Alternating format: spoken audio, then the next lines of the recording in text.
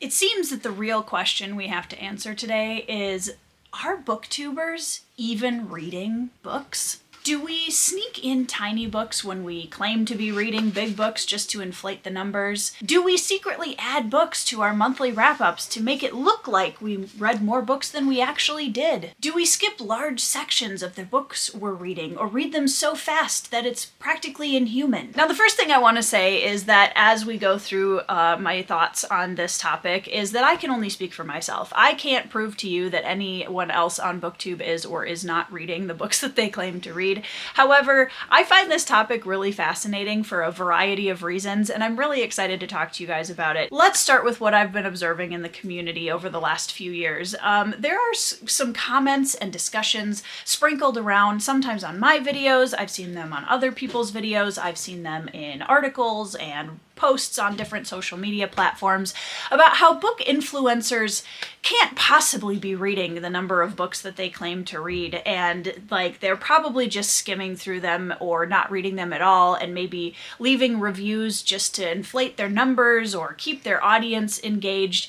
There's a lot of different varieties of this particular conversation. There also seems to be a generally prevalent frustration in a lot of these comments about how the book community is so focused on quantity that it has lost the ability to read for quality, which personally, I think there's kind of two different discussions here, but I think they kind of go together, so I'm going to talk a little bit about both of them. Hi, I'm a booktuber. My name is Tori. If you're new here, welcome. Let's talk about booktube content creation a little bit. I have made an entire video about how booktube has changed my reading habits over the years and how I've been slowly working to re-engage with my reading in a new way and to take back the joy of reading and to remove a lot of the pressure that I've put on myself. Please go watch this video. It seems to be resonating with a lot of people, and I have more thoughts on that there. But the quantity over quality frustration is one that I do think can be valid. And I do think that that's a pressure that a lot of influencers put on themselves that doesn't need to be there. I think oftentimes that pressure comes from a desire to, be up to date on new releases or to be part of the conversations that are happening around the booktube circles that we're in, and also just basically to have more to talk about. And like I said in my other video, it is something that when you put that pressure on yourself, it can drain a lot of the joy out of the reading process and take away the fun out of something that is supposed to be either fun or fulfilling. Now here's the thing, guys. There is a huge difference between the quantity over quality commentary and the fact that a lot of us on BookTube are just massive nerds, okay? I think it's really funny because if you look at any facet of heavy nerddom anywhere, you're going to find people that put in a lot of time and hours into something that they're passionate about. So the idea that, well, for the average reader, the idea of reading 50 or 100 books in a year is just absolutely mind-blowing. For those of us who are just super nerds, that's not weird. And I think, again, we're going to talk about pacing in a minute, but I think it's really important not to generalize that everybody who reads a certain number of books must be just faking it. That segues into one of the probably most important points I'm going to make in this video, which is that booktubers, book talkers, book influencers, whatever you want to call it, do not necessarily represent the average reader. And I think that is an incredibly important thing that we need to keep in mind as we consume book content, because a lot of people miss it, right? We're here to give you our opinions and our thoughts on the books that we read so that hopefully you can make better informed decisions about books that you want to read, or what you might want to pick up next, or whether or not a book might be for you, or whether or not a book has discussions going on that you want to be a part of. There's a lot of different reasons why people watch BookTube. I think it's really important to reiterate, again, that the average person who just likes to pick up some books and read during the year is probably not going to have the same intense drive to read as much as we do, while having a platform about, you guessed it, reading, and two, there was a reason why we started our channels. For me, I was reading a ton of books before I started a BookTube channel, and the BookTube aspect of it certainly added the ability for me to add pressure to myself to read more. But here's the thing. When I was young, my mom would take me to the library and I would come home with 2 paper grocery bags full of books, and I would have them all read within 2 weeks and take them back to the library and get more because I couldn't get enough. I loved reading. I was learning so much. I loved the worlds and the stories that I was being told. I could not get enough of it. And that just translated into my adult life. So yeah, basically I would say a big factor of this is the reality that we're all a bunch of nerds, and that's an important part of the conversation because just like with anything that is a passion, hobby for anyone, we can do a lot of it because we love it. Now, I'm not going to say that there aren't people on BookTube who don't fake their reads. I don't know. I don't look into it that heavily because honestly, I'm more interested in the sphere that I'm in and the people that I talk to who are all amazing readers and amazing reviewers and have a wonderful time. I have a wonderful time discussing books with them. So yeah, is it out there? Absolutely, I'm sure. And I have not any commentary on the book talk side of things because I'm not anywhere near TikTok when it comes to book content for a lot of reasons. But I just think it's one of those things that I find very interesting when it ever comes up. So let's talk about that. You don't actually read 100 books. There's only 365 days in a year. That's like, if you break that down, that's just not humanly possible. All right, let's break it down, shall we? I want to talk about different reading paces. Not every booktuber reads at the same pace. I think you'll notice if you watch 20 different videos across booktube in different areas of booktube within the different genres, you're going to find a lot of different numbers when you get to the final counts of the year that people post. There's a huge spectrum of reading paces here on BookTube, both in the audience and in the booktuber side of things. I read more than some of my friends do. I also read less than some of my other friends do. It's a broad spectrum of readers, and I think when you generalize what is possible for a reader, you take the individual out of it. What is completely attainable for one person in terms of reading goals might be incredibly overwhelming and stressful for another. And that's where it's up to every person to decide how much reading is really too much. I'm going to give you an example based on my husband and I, okay? My husband, Ben, who you've seen around the channel before, he is a slower reader than me. And I didn't even know this was a thing, you guys. Apparently this is a thing that people do that I was not aware of until my husband and I were talking about it a few years ago.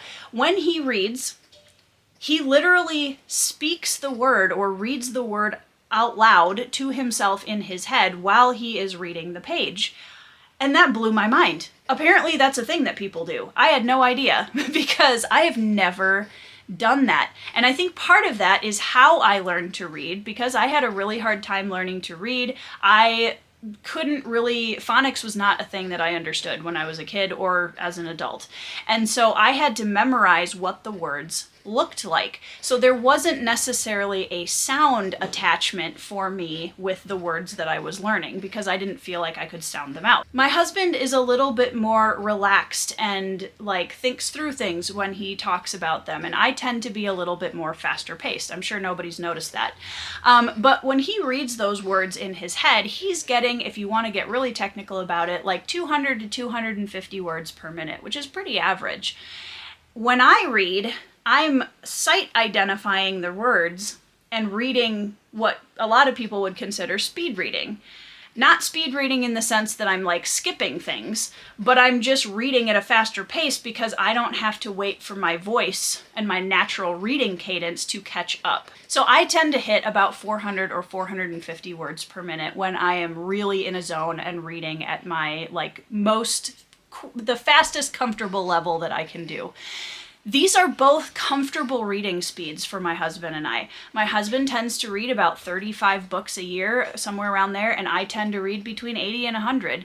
And both of those are perfectly comfortable reading speeds for the two of us. When I try to slow down and do what my husband does and say the words in my head as I'm reading, it actually doesn't help my retention weirdly enough, because my brain gets so distracted because everything's moving so slowly, because my personality is not that slow paced, that I actually get way more distracted and have to go back over and over and over again to try to figure out what I missed because my brain was wandering all over the place. I also think that formats are important to talk about here, because we consume books in a lot of different ways, and it really depends on what your lifestyle looks like. I know a lot of people who consume almost all of their reads through audiobooks because they've got to commute to work, or they're, doing a lot of exercising or walking. For my husband, he has a work from home job where he can listen to audiobooks while he is doing data entry and other things, and he gets through a lot of books that way. He also chooses to listen on 1x speed. He almost never speeds up the books that he's listening to. For me, because I tend to move and speak a little bit faster, if I'm listening to an audiobook, which I almost never do, I have to speed it up to match the pace that my brain moves. So again, two readers with two completely different reading styles who get through different numbers of books. And neither of those is the right or wrong answer. It's just different. I tend to do about 95% of my reading during the year with a physical book or an ebook, because I find that I need to have my visual lock in to kind of keep myself focused and grounded in the story. And that actually helps me stay more attentive to what's going on the page. Audiobooks are really hard for me because if my eyeballs are free to wander, I will pay no attention to what's happening in my ears and I will get distracted and have to go back. I really have to focus to listen to an audiobook. So it really, again, goes back to every individual person's speed and pace and comfort level with reading, and that's how many books they're going to get through. And again, the number doesn't matter. Right along with format, I think an important piece of this puzzle as well is the genre and the length of the books that you choose to read. If you're reading books like this, you're probably not going to get through 100 of these in a year. Maybe if you're like really, really devoted and committed, sure. Now, we find a lot of these big chunkers in classics and in fantasy, and it's going to be really hard to read 100 of these in 1 year. However, I'm going to pick up a stack of other books that is the same size as these 2 books. And as you can see, I have 6 books in my hand. So again, just as a visual representation, the length of the books that you read and the genre of the books that you read also, I think, is a big factor in that final number for the year. And I think that's really important when people get frustrated about the quality versus quantity argument as a point where I would agree with that, is that I do think that BookTube often gets really caught up in the quantity of things, and I don't think that that's healthy at all. I think the number should be irrelevant. It should just be whatever each individual person is comfortable reading that year. My final point for this is probably the biggest factor, and this is one that I think answers the question of how do you read so much the best. And that is that reading is my primary form of entertainment. And I know this gets talked a lot about on BookTube, but I wanted to reiterate it because I think it's a really important part of this puzzle. I don't watch a lot of TV shows. TV and movies are not my primary form of entertainment. I don't feel myself drawn to watching a lot of visual media. I would rather pick up a book. I would rather get cozy in a chair and snuggle up in a blanket and get my drink and have my book than sit in front of a computer or a TV screen and watch films or a TV show. All of the time that I trade for other things like doom scrolling, watching YouTube, watching TV and films, having other hobbies, all of those things gets traded in for reading time because I prioritize it, because it is something that matters to me. When I have a free minute during the day, I read. When I'm not driving and I'm sitting in that passenger seat, I read. At night, for an hour plus before bedtime, I read.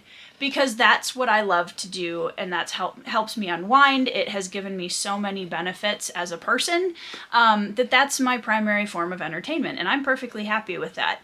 Now, it's not going to be that way for, again, the average person who just likes to read a book now and then, and that's completely fine. Like, everyone, again, is different, and we're going to have different things that we love to do in our free time. For me, of course, as a booktube creator, I definitely enjoy that my reading time translates to content creation. I enjoy that aspect of it. I like being able to read new books and have conversations about them and talk to you guys about them because I genuinely have a passion for reading and storytelling that I love being able to share with my audience. So at the end of the day, if there's somebody in my comments that genuinely doesn't believe that I read 100 books or can read 100 books in a year, that's okay. Like, I don't feel the need to prove to anybody that I actually read 100 books. I spend a lot of time, as I talked about in my other video, annotating and doing reviews and talking about them on my channel, and that really helps me retain a lot of what I loved about the books that I loved. Now, if it's a book that I didn't particularly like,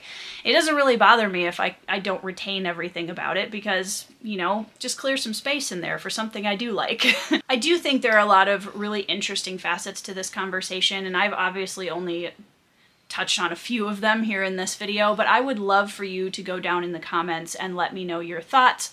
Talk to me about your reading pace. I would also love to know what you think about the quantity over quality conversation here in the book community and how that maybe, you know, might negatively influence us as a community, because I do think there's a lot of really good discussion that can happen there, but I do think, again, like I said before, it's important to separate the idea of quantity over quality as a negative thing from people just reading a lot of books because they love it. And I think those are two very, very different things and deserve different conversations. But would love to hear your thoughts down in the comments. Thank you guys so much once again for watching my channel, for subscribing, for leaving your comments and letting me get to know you guys and your favorite books and series and authors. I absolutely love the community aspect of BookTube, and I look forward to hearing your thoughts on this topic. So, all of my links are down in the description box below. Check those out if you would like to. I hope you are having a fantastic week. I hope you are reading some 5-star reads at whatever pace is comfortable and fun for you, and I will see you in the next video.